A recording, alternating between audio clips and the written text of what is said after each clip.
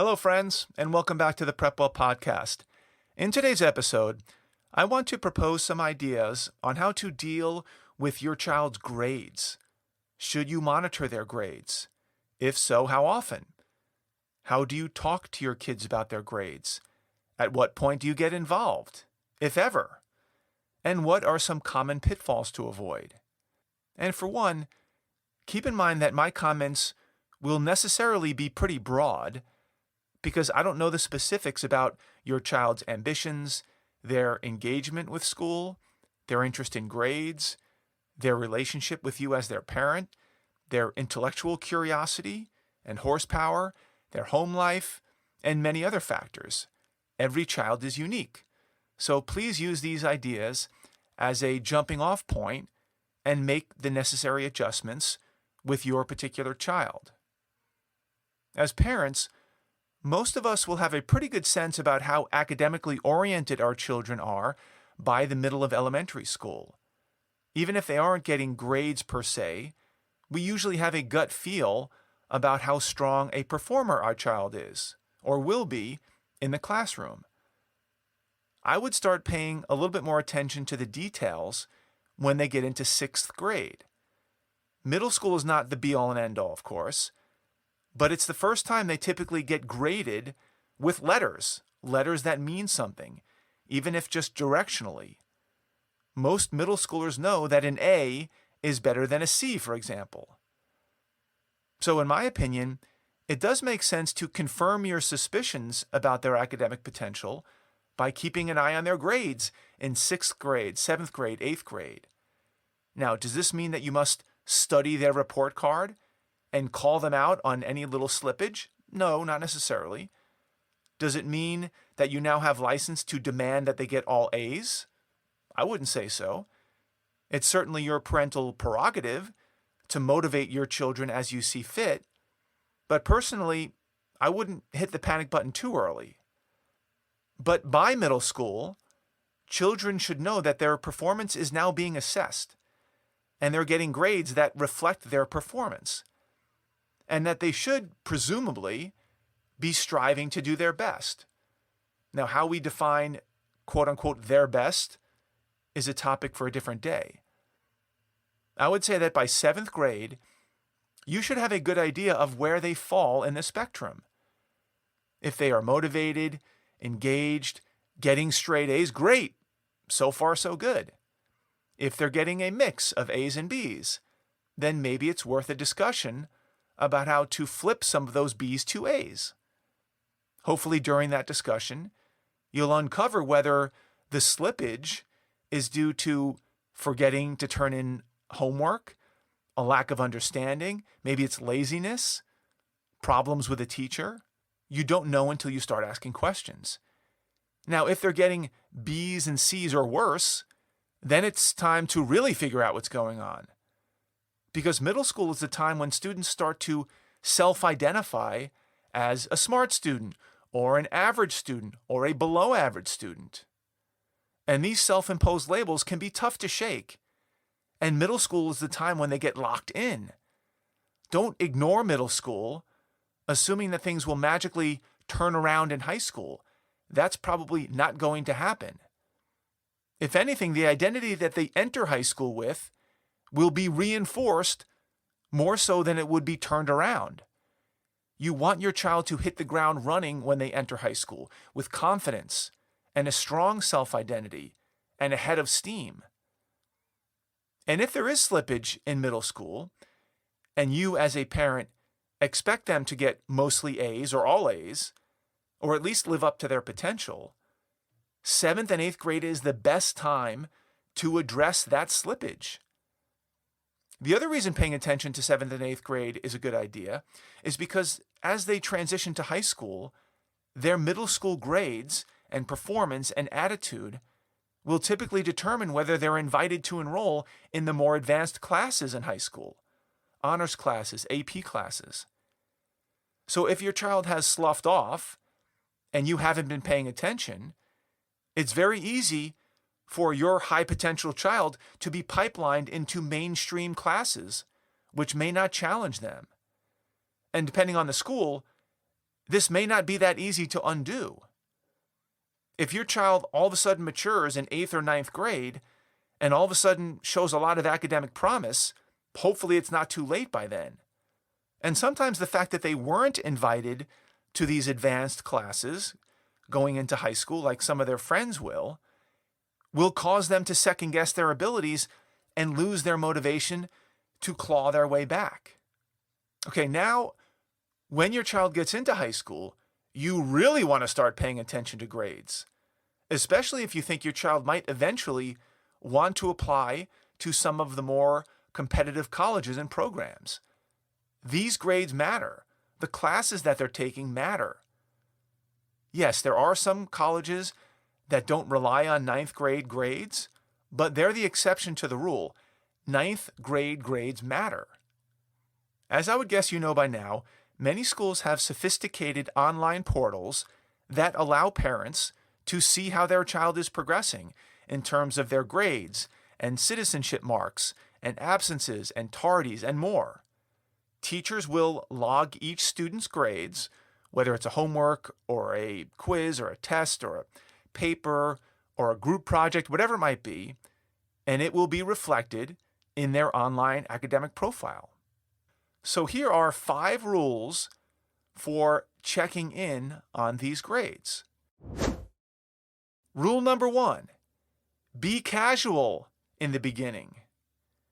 If you go into the grade portal and you see an F on a test or a quiz, it says 0 out of 10 F, 0 out of 5 F. Please do not immediately rip your child a new one and lecture them on how important grades are. Because I'm pretty sure after you're done ranting, your child will say something along the lines of, "Hey mom, that's actually not an F. Our teacher hasn't uploaded the scores yet. I think I actually did pretty well on that quiz." Oops. That's when you have egg on your face and you feel embarrassed and you sound like a psycho parent and you've lost some street cred. So please don't do that. Now you can note the grade and then casually in passing say something like, "Hey Caleb, I saw in Power Schools it looked like you got an F on some math quiz last week. Is that a real grade or what's going on there?" And then wait for Caleb to respond. Now, by taking this, what I call casual approach, Caleb understands that, number 1, you're paying attention to how he's doing in school, presumably because you care. 2, you're not immediately accusing him of failing a quiz, because that wouldn't say much about your confidence in him. Number 3, you're giving him the benefit of the doubt that this was an anomaly, which builds further trust. 4, you're not making it seem like the entire world is coming to an end if he did indeed fail some math quiz. And lastly, number 5, if he did happen to slip up and fail that quiz, you're in a much better position to talk about it than you would be if you started out with a very accusatory tone. Chances are, if you sound like a reasonable person, he may actually respond to you and explain that he is indeed having trouble in that class and he would like some help. This is what you want. You want to build trust. You want to establish open lines of communication. You don't want to freak out. And you want to be early enough to make a difference. Rule number 2, review monthly. I typically log into Power School once a month or so to review my own kids' grades. Power School is a platform that our high school happens to use to enter grades and such. You may have a different one. By waiting at least a month, it allows my kids to build up some momentum. I'm not going to check the first week of school where expectations are being set, and sometimes teachers are particularly rigid in order to set the tone for the year. Waiting a little while allows for a diversity of grades to show up. Some homework assignments, maybe some quizzes, some group projects, some unit tests. It also gives them a bit of time to recover from a bad test or a bad quiz that they may have a chance to take a retest on. And finally, it shows that you're not a lunatic parent who's checking up on them hourly. That's no fun. By giving them some breathing room, again, in my case, it's about a month, you're building trust with them. If the expectation, either implicit or explicit, is that they get good grades, then by not checking every day or even every week, you're communicating to your child that you believe that they're meeting or exceeding expectations. Again, you don't want to roll the dice for too long, but you do want to give them some time to operate. Rule number 3, nip it in the bud. Let's say you wait a month or two, check your child's grades, and you see a few hiccups. In math, for example, a cursory review shows that they're getting mostly A's, but you notice that the A's are for things like homework checks, which means that they did their homework. And that's a good sign, but all of those A's might not amount to much in the final grade when it comes to weighting. It could just be a lot of window dressing. In other words, if you see on the online portal in the math class grades like A, C, D, B, the optics are pretty good because you get caught up in seeing all the A's. But what if all the A's are 5 out of 5 for homework checks, and the C is on the Unit 1 test, and the D is on the Unit 2 pretest, and the tests and the pretests account for 70% of the final grade? That's not so good. You're going to want to dig into that. In other words, if your child is racking up a lot of A's on all the easy assignments, what I like to call the low-hanging fruit, but they're struggling on the tests and the quizzes, which are usually much more representative of how much they're learning and understanding, then it's time to open up a dialogue. You don't want to let this go. Now, there may be a legitimate reason for these grades. Maybe the teacher hasn't curved the test yet. Maybe that 75% was the highest grade in the class. Maybe there are opportunities for retakes. I don't know. But I do know that I will get to the bottom of it. And if I don't get a satisfactory answer from my child, I might shoot an email to the math teacher to get the real scoop. Because if this issue isn't addressed pretty quickly, assuming that it is an actual issue, things go south real fast. If this is ignored, and it turns out at the end of the semester that your child gets a C in math because they never really got quadratic equations, this will be a big hole to dig out of. In fact, there are many doors that may close if your child gets a C in math. For example, service academies like West Point and Air Force Academy and the Naval Academy, they may not accept your child with a C in a core STEM class like math. Stanford University has denied admissions to highly recruited athletes because of a C in a core academic class. So this is not inconsequential stuff.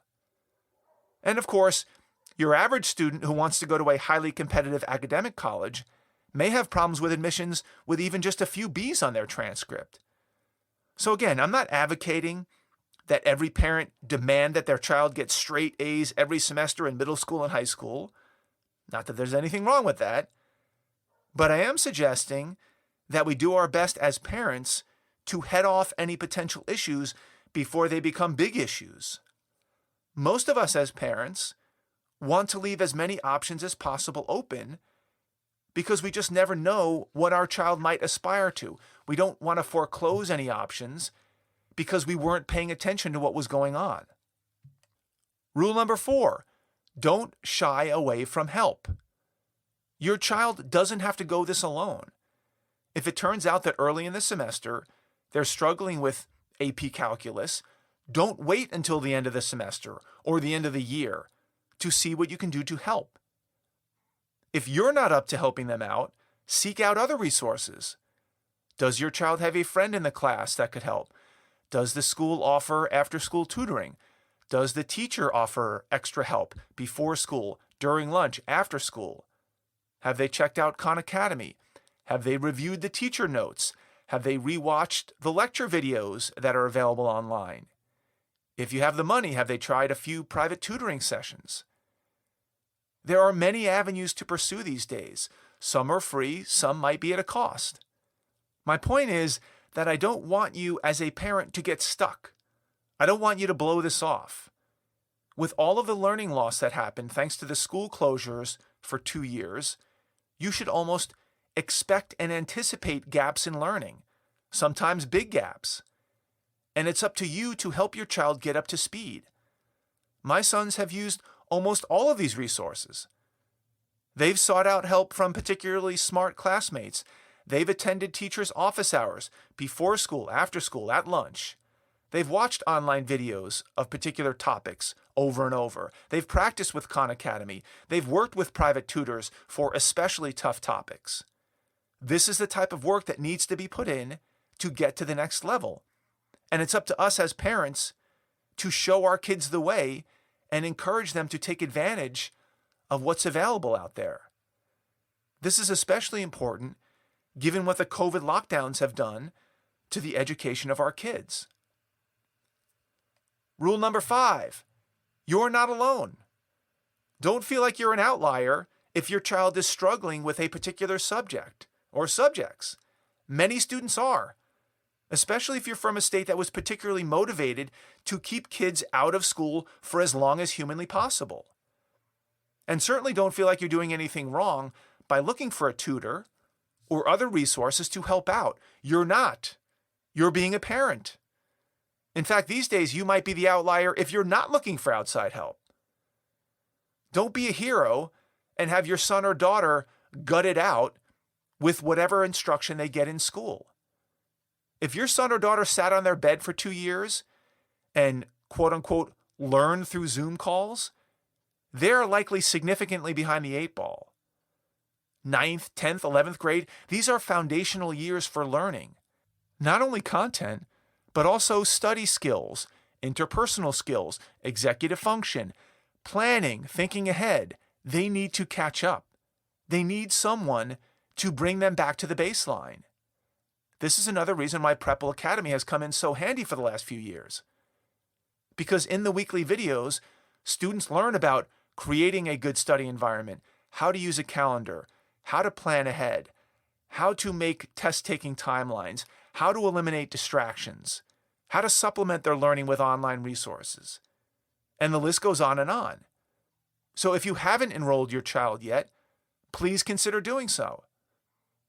And by the way, before I forget, if you're in the market for a tutor for any subject or any test, please reach out to me, as I have had incredible success with tutors with my own sons and many private PrepWellers. It can make a huge difference. My son once told me that he learned more from a 1-hour session with his math tutor than from 6 months of math class. So let me summarize the order of operations here. Step number 1, play it cool in the beginning. Don't let your kids think that you're micromanaging their lives or that you don't trust them. Step number 2, have a look at their grades, at least monthly. Step number 3, nip any potential problems in the bud. Step number 4, don't shy away from seeking help. Chances are help is needed. And step number 5, don't think your child is the only one struggling or that you're the only one looking for supplemental help. If either of these things are happening, welcome to the club. That's all I've got for you today, folks. Thank you for tuning in. Thank you for the continued support. If you know a parent with an 8th grader, 9th grader, 10th grader, 11th grader, senior in high school that might find this helpful, please share the episode with them. You can do that by finding that small box with a tiny arrow pointing up. That's the share button. Click that button, text your friends a link to this episode with a little personal note from you recommending that they give it a listen. Give us a rating too if you like what you hear. Apparently that helps the podcast reach a wider audience. If you have questions, comments, or an idea for an upcoming episode, please reach out to me by email, DM me on Instagram, check out our blog, Facebook page, or connect with me on LinkedIn. I would love to hear from you. Until next week, goodbye, good luck, and never stop preparing.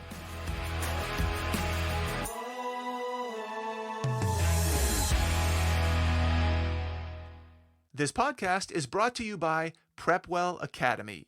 PrepWell Academy is my one-of-a-kind online mentoring program that delivers to your 9th or 10th grader a short, highly relevant video from me every week, every Sunday in fact, where I give them a heads up about what they should be thinking about to stay ahead of the game. To get these valuable lessons into your child's hands, please head over to PrepWellAcademy.com and enroll your child today.